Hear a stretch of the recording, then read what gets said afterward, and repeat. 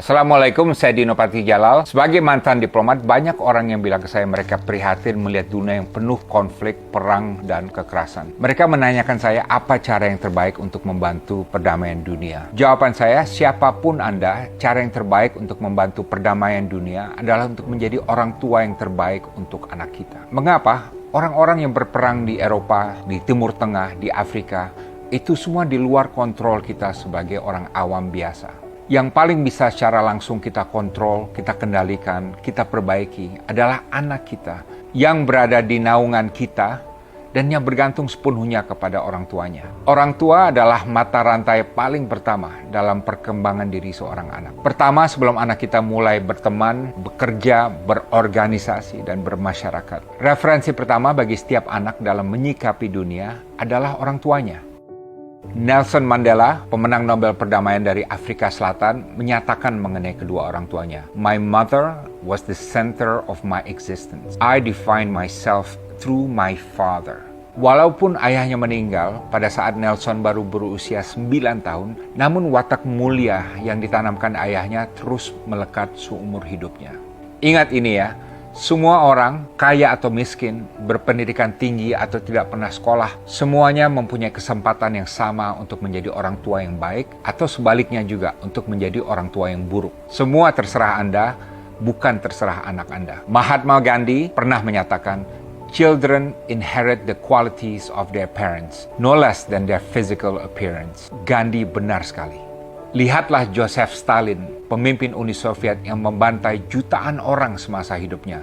Dia memiliki masa kecil yang tragis, di mana ia dan ibunya selalu menjadi objek kekerasan ayahnya, seorang pemabuk yang bengis. Dan akibatnya, sejak awal hidupnya, Joseph Stalin terbiasa menindas dan melakukan kekerasan terhadap orang lain. Sebaliknya, pemenang Nobel Perdamaian Malala Yousafzai menceritakan bahwa walaupun ia hidup dalam lingkungan yang sangat opresif terhadap wanita, namun ayah dan ibunya dengan segala keterbatasan mereka membesarkan Malala dengan kasih sayang yang berlimpah sehingga ia bisa tumbuh menjadi pejuang yang gigih untuk pendidikan perempuan di kampung halamannya. Yang penting dicatat, mencintai anak saja tidak cukup. Adolf Hitler sejak kecil mempunyai hubungan yang sangat dekat dengan ibunya. Namun ia kemudian menjadi pemimpin yang sangat kejam, tidak bermoral, dan haus darah. Bayangkan kalau ibu dari Adolf Hitler itu tidak hanya mencintai anaknya, tapi juga mendidik Adolf Hitler agar menjadi anak yang cinta damai, yang berakhlak, dan yang penyayang. Maka saya yakin tidak akan pernah terjadi Perang Dunia Kedua yang begitu dahsyat yang menelan korban jiwa sekitar 60 juta orang.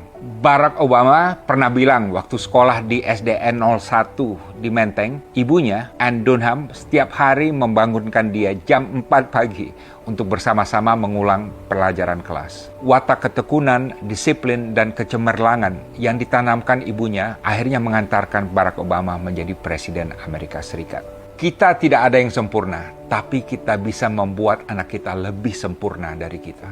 Didik anak kita agar menjadi the best version of ourselves. Anak kita itu ibarat kapal kosong, dan terserah kita kapal kosong itu akan isi apa. Sebagai kapten kapal, sebagai orang tua, isilah kapal kosong tersebut agar anak kita tumbuh menjadi orang baik, yang suka menolong orang, membela kebenaran, menjunjung keadilan, melindungi yang lemah, dan mencintai perdamaian. Ini berarti Anda harus memberikan bukan saja quality time terhadap anak-anak kita, tapi juga quantity time. Kuantitas waktu itu sama pentingnya dengan kualitas waktu. Dengan demikian, walaupun Anda tidak punya waktu untuk menjadi diplomat di PBB, atau menjadi relawan di Gaza, atau menjadi juru damai perang Rusia-Ukraina, kalau anak Anda tumbuh menjadi orang yang cinta damai, maka Anda sudah dengan sah menanamkan investasi yang berharga untuk perdamaian dunia. Insya Allah, kalau anak Anda kelak memberikan kebaikan pada masyarakat, ini berarti investasi Anda terus tumbuh dan berkembang.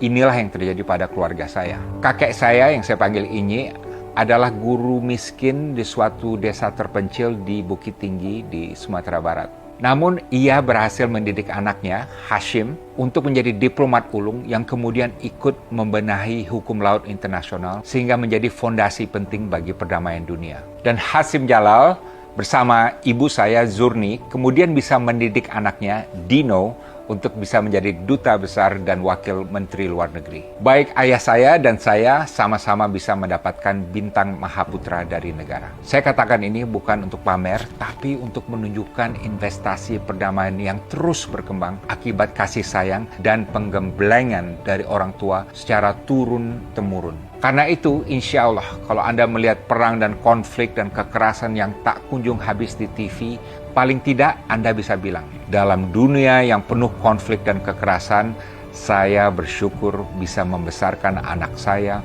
untuk menjadi orang yang baik dan pecinta damai. Setidaknya hutang itu telah saya lunasi sebagai kontribusi saya terhadap perdamaian dunia.